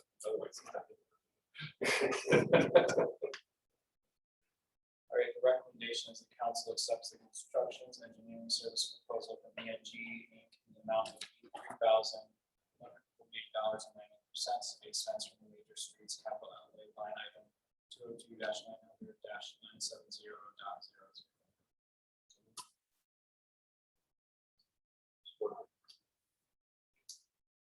Motion from member Wolfensberger, support from member Traver.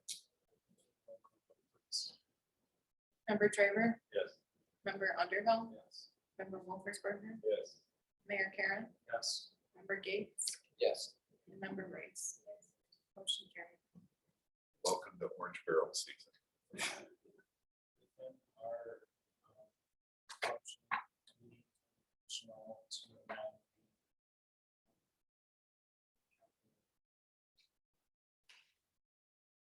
the streets.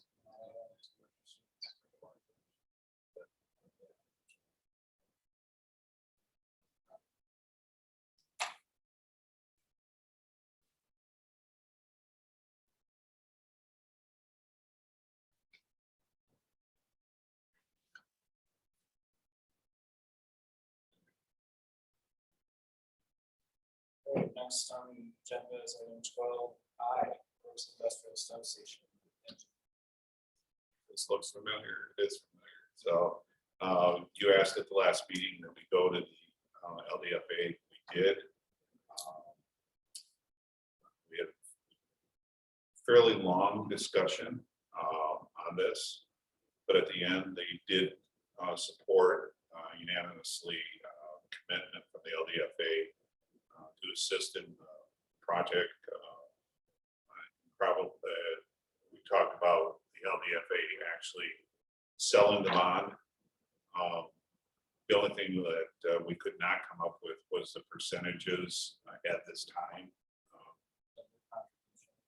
So they're willing, we're going to bring this back to them, but we're just not ready to look exactly how much is the LDFA, I mean, being affected, because as I mentioned earlier, there's going to be a blind lake circle be going out there. The feed back into the old part of the industrial park, and also there, beside going to MPM and Cresco and the other businesses, this also will have the capability of feeding back into town in case we lose the Pearl Street substation. We'll be able to bring it in through Brewer Street Station, just north of us here. It's going to take a little time. Marguerite and I talked to GRP, and with some work, they're going to try to give us a calculation of percentages, but we were not ready at this time. We are going to probably be looking at selling a bond in August or September with the, because some of the pieces take almost a year to get, as you've heard on other substation projects. So, but GRP, GRP is procuring the equipment so that we have the equipment here when we choose a contractor.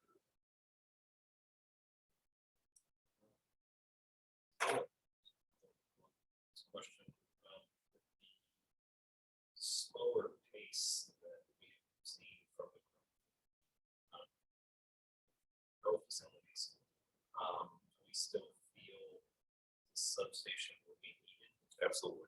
Okay.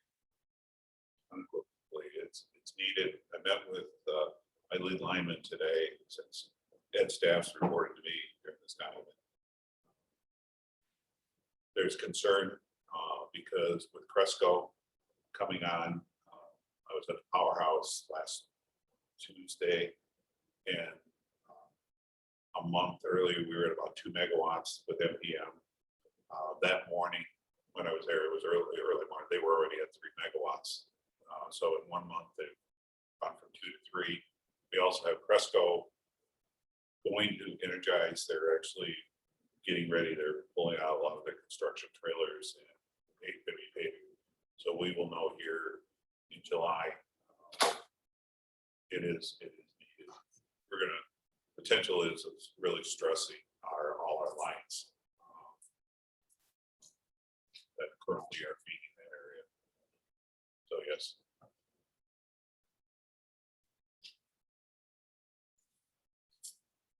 So how will this work when the percentage is analyzed and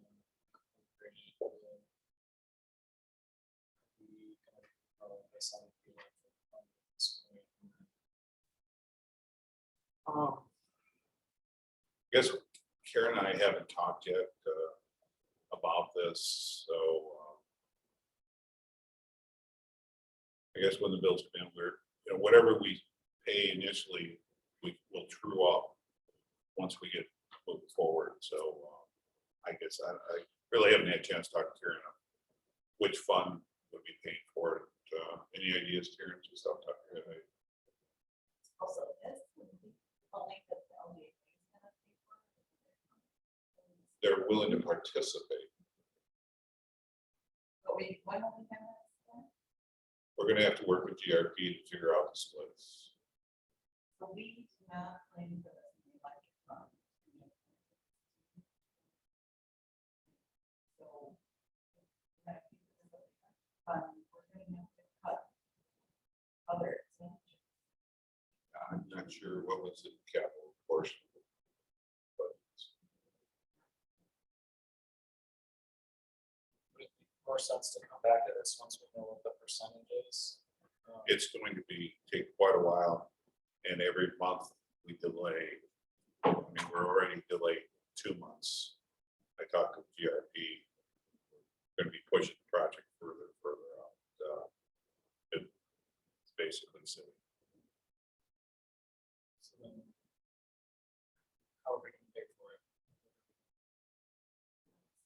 Yes, it's one way to manage. My concern is that, just did this plan. We're just trying to get on our feet, we just raised rates and none of this was included. So logically, we would have to, in order to have a net zero effect, to be able to comply with our plan and to, obviously, stay within our rate structure. We're going to have to make sure cut other expenditures enough to do that. So, This engineering would be part of a bond sale. that's the, Well, no, in the LDFA, this would be part of the engineering costs, the soft costs, and part of the rates that John Courtney put together included the debts, some of the debt service on this. starting in this time. That's what we have. So the other, so if the LDFA is gonna pay for this, the other analysis that has not been complete is if they're capturing, they're gonna receive, increased tax capture from the value of this, right? So what would happen is that debt service from the LDFA, we use tax revenue to fund that. At this point in time, we have to do the analysis of how much is that area gonna grow from this, from the marijuana. And what does that look like? Or how much of the substation is theirs, how much is electric? So there's quite a bit of work. I don't see a lot of. No. Or no. Again, the project, which is good for the system, but that's why GRP would look at splits. I'm an expert with electric, I'm an expert with finance, so I can tell you, I have no answer.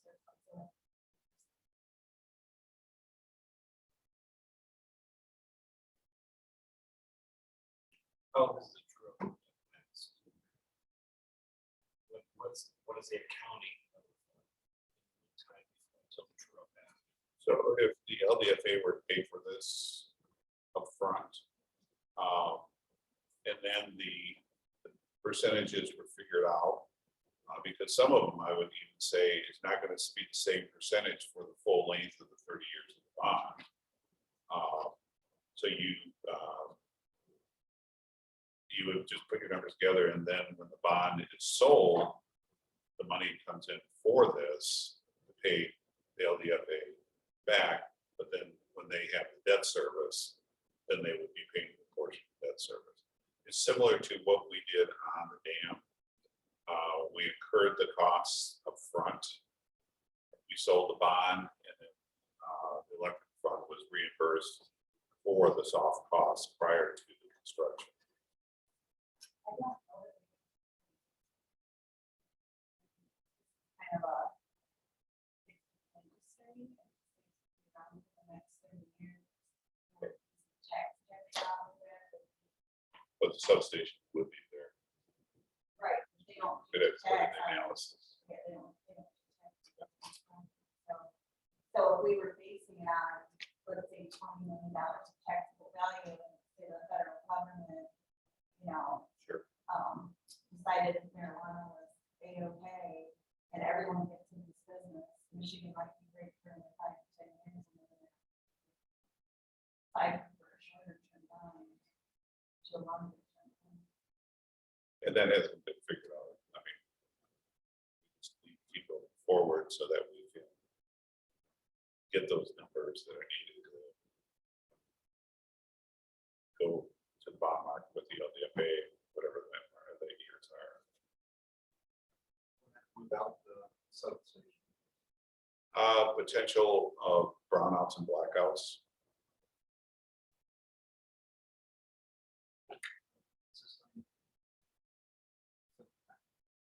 free right now. Oh, no, that's just MPM. We don't know for sure in Cresco. Cresco could be 6 megawatts with their units. Ed was estimating 6 to 9. So keep in mind, this substation would not be completed to the end of 22. So there's a long lead time here before it's completed. Maybe he was asking what our commercial capacity is. What's our current megawatt capacity in our current substations? I can't give you that number. I know we can have it analyzed, but I do not know that. It's more the lines going down there have capacity. So what you do is if you're trying to draw too much, you literally burn the lines down or blow them up underground where they go. So that's why the substation is really. I don't disagree that it's needed, but the fact that I'm not sure where the funding's gonna come from is, especially after just the inflation. So is there any additional information that we can get within the next 2 weeks before our meeting to We're talking several months of that analysis. If you want to table it, I mean, that is your option. I hear your concerns. But it will delay the project for, I was talking to the owner of the company and he's, we're actually, I think, more than 2 months behind, 2 or 3.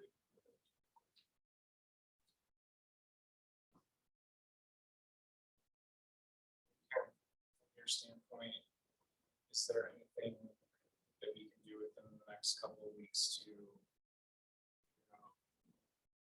how we can fund this or where this would come from? If it was a different. So there are a couple things. Yeah, if they should fully commit to paying this. That money that we could put in there, we would probably revert this, but it's. And then in several months later, when we get this information, true it up, and we would have to put some right, it's committing to 58%, we're committing to 42%, whatever it may be, and then we would transfer those funds. But that doesn't, that fact is, so make money. Maybe we'll get some more information that things are looking back. 6 months from now, we'll be able to project something. But, I do have concerns about the electric. So we've been planning for this. I understand that we need to see it. I wish we would have included it in our rates. So if this truly is something that we need, then I can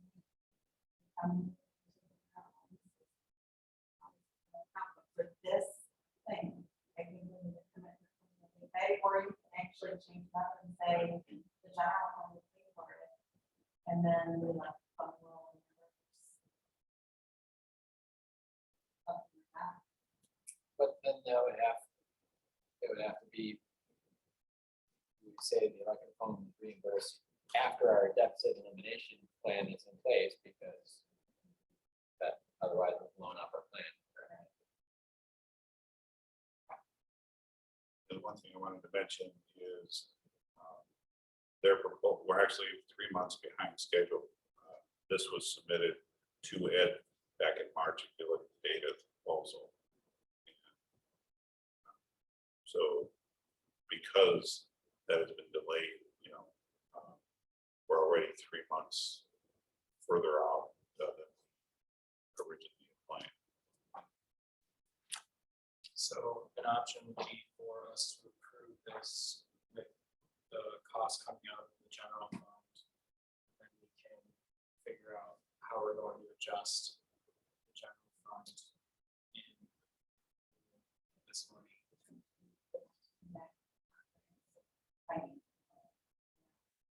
They-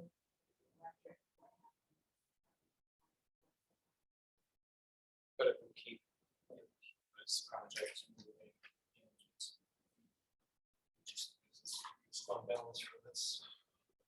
to get it moving.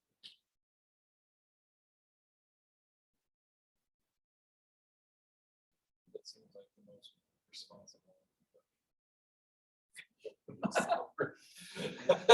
I mean, we can't, to pass this, on a hope or supposition, that that's the only better to, if they're going to pay for it, I don't think that's responsible, The other option is at your next meeting, Karen will be bringing year-end budget adjustments. We will have a better feel for, and I don't care if you've looked yet, where the electric fund is doing this year. You got to that one yet?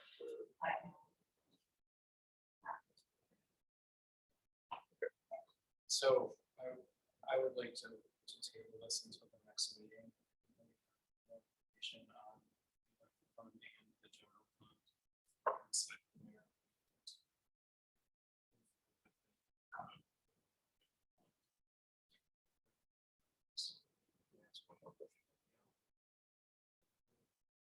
What did we forecast? Put Cresco utilization in the fund forecast for.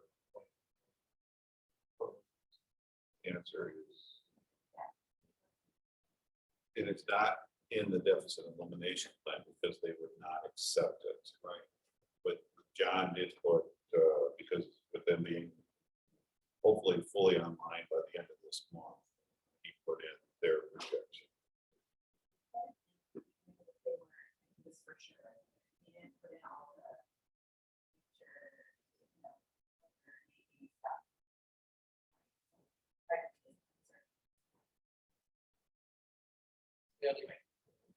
I guess the other comment I would just have is I hope that we can continue a dialogue with the LDFA, because I understand they're saying, well, maybe not all the electricity is coming into this area, but at the end of the day, they capture taxes for infrastructure, and this infrastructure is necessary for economic development in the LDFA.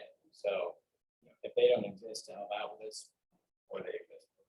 One thing I mentioned is 35% of MPM is captured by general fund. So it isn't like the rest of the park where 100% goes to LDFA, 65% goes to the LDFA, 35% comes to the general fund of MPM. That's that way. Well, I don't think it's really committed. So reliability's got to be one of our priorities.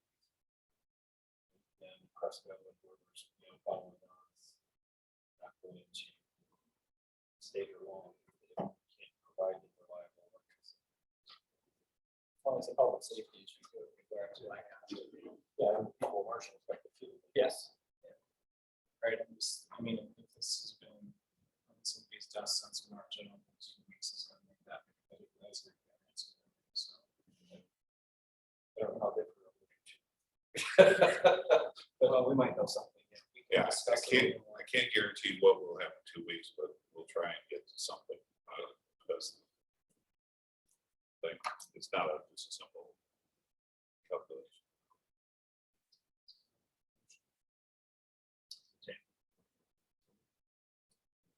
We don't need a motion to table. There was never a motion made to table, so we'll just bring it back. Let's move on to item 12, the excessive force resolution. Sure, you wanna handle this one? As part of the community development block grant process, there are several items that we need to approve from a compliance standpoint. Some of them are fair housing policy, section 3, minority ownership, contractors, things like that. Another thing that we have to do is approve a policy that will like excessive force. This is a requirement to utilize the program. As you heard earlier, we've got 20 projects, which should be 4 different projects coming down the road.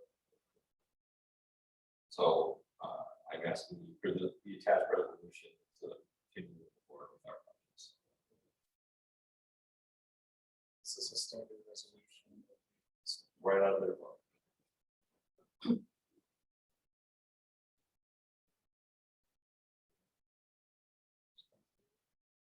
I did, I would wonder why it's so narrow in scope. I would think we want to manage all accepts of use.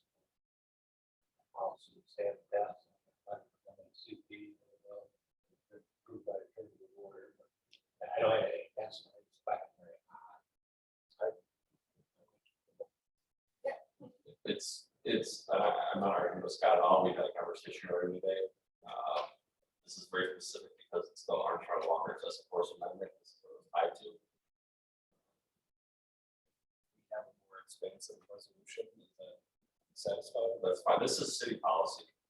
This would be a city policy that this is what we're gonna implement. We're gonna say, Director McDonald, implement this. It's like, I'm covered because I have more to do before it's gets work. So, yeah. You have a letter from Steve on the attorney.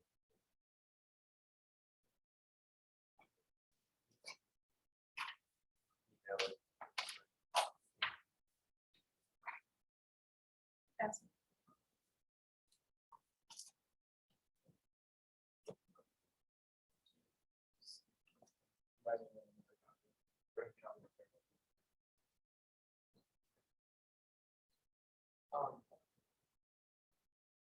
So, John Anthony LaPietra, 611 North Main Street, statement. It's by this statement, I'm asking the city council to amend its proposed resolution at the end of tonight's packet. Number 12J on the agenda, excessive force is by its own terms wrong in all cases. It's too much force to use in any given situation. And yes, it is possible to use too much force in any situation. But we hope that the city of hospitality already has a policy rejecting the use of excessive force by our local law enforcement agencies, period. If we do not, then I urge the council to take the opportunity to adopt such a policy. Researched 1990 legislation, which included the Armstrong Walker Amendment to the 1974 National Free Affordable Housing Act, requires recipients of the community development grants such as the city is seeking to adopt and enforce a policy prohibiting the use of excessive force by law enforcement agencies within their jurisdiction against any individuals engaged in nonviolent civil rights demonstrations. I cannot find any evidence that either that 1990 legislation or any related rules published in the Federal Register in the last 30 years since this has been required, that a nonviolent civil rights demonstration also be lawful to qualify for the protection of this policy. I propose and request that paragraph number 4 of the draft resolution as it appears in the packet sent out to be amended to address both of these issues. The revised text of this paragraph would read as follows. Now therefore be it resolved by the mayor and city council of Marshall, Michigan, it is the policy of the city that the use of excessive force by law enforcement agencies within the city is prohibited. In particular, this policy prohibits the use of excessive force by law enforcement agencies within the city against nonviolent civil rights demonstrations. I thank you for your time and attention, and I ask that you to adopt this amendment. John Anthony LaPietra.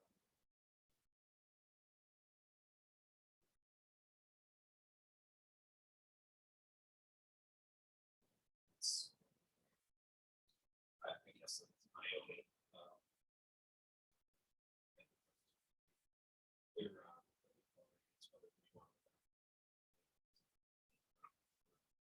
And whether or not that still satisfy.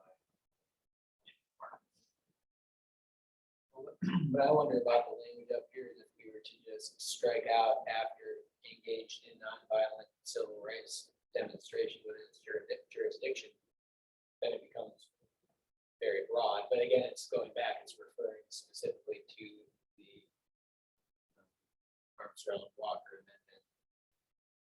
So I don't know, maybe we wanted to approve this and then perhaps consider a more expansive resolution. But they have a more strict policy in place than that's we send in a paper.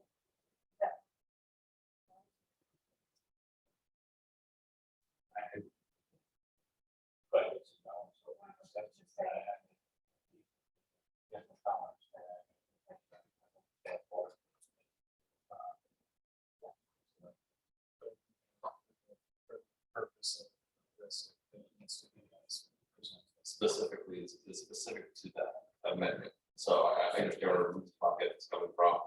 I don't think Jeff tried to tell, we've already adopted that. This is specifically for a program.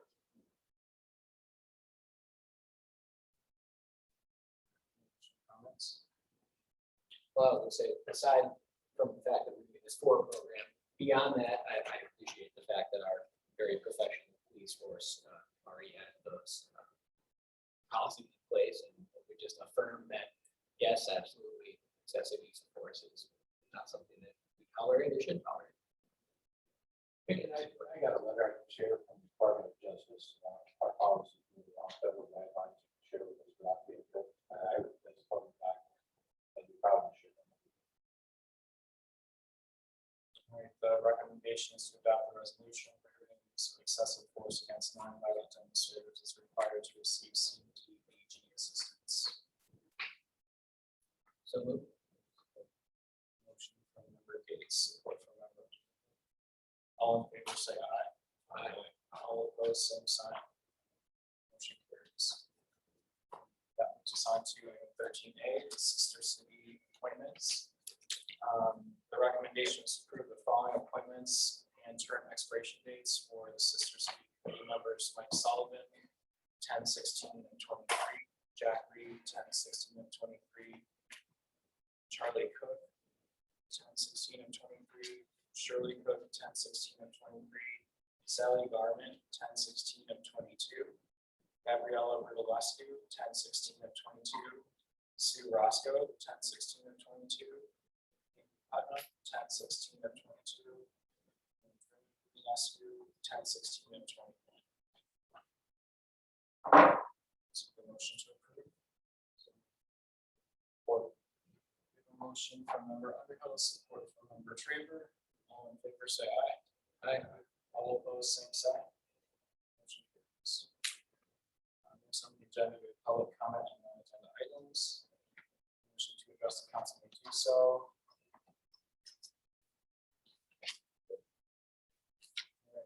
All right, council any communications, no Gates. Nothing tonight. Thank you, Traver. Rice.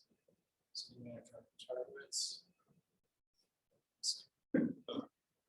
This time, what's the motion to enter into closed session under section 8C of the Open Meetings Act to discuss strategy for collective bargaining agreement. Or motion by member Underhill, support by member, motion by member Traver, support by member Underhill. Member Underhill,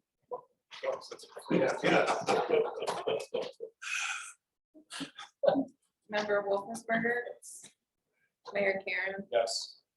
member Gates, Yes. member Rice, and member Draper. Yeah. Motion carried.